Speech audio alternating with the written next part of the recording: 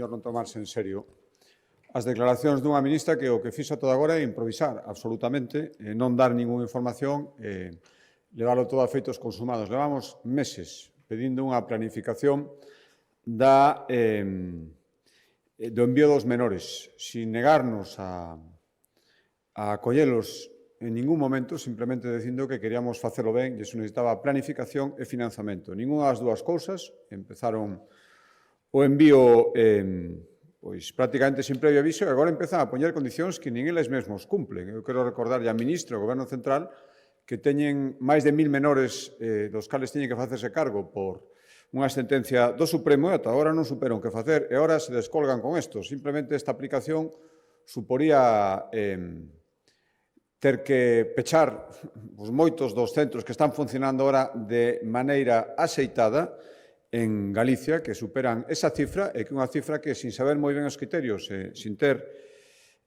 outra idea de por que o di, máis que, insisto, a improvisación e a incomunicación máis absoluta cos que somos responsables de acollemento, nos sale agora a ministra con isto. Eu creo que é importante atender ben os menores, con independencia do tamaño do centro. Porque 15, non 20 e non 10, bueno, son improvisacións e así nos vai. Eu volvo a decir que isto se tiña que ter feito doutra maneira e que, en todo caso, Galicia vai facer todo o que este na súa man para cumprir coa súa obriga e por iso estamos tomando as determinacións que estamos tomando.